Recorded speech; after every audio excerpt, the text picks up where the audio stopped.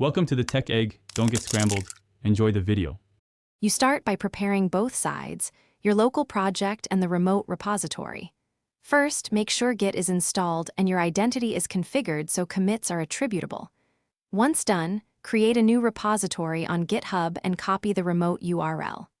Back locally, initialize Git in your project folder, add a sensible Git ignore, stage key files, and make an initial commit. These steps establish the connection points you'll push to and keep history consistent as you proceed.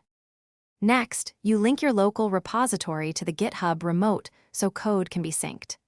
Add the remote URL as origin or update existing origin, then set your main branch name to match the remote.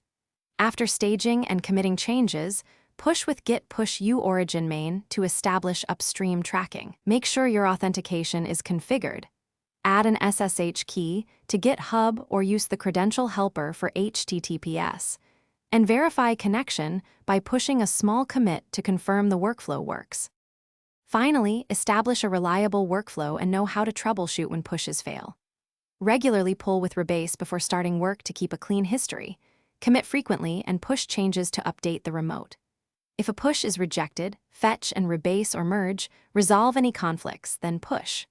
If problems persist, inspect the remote URL, confirm your authentication method, verify branch names, and review Git log and status to identify mismatches. One key tip: re-add or refresh SSH.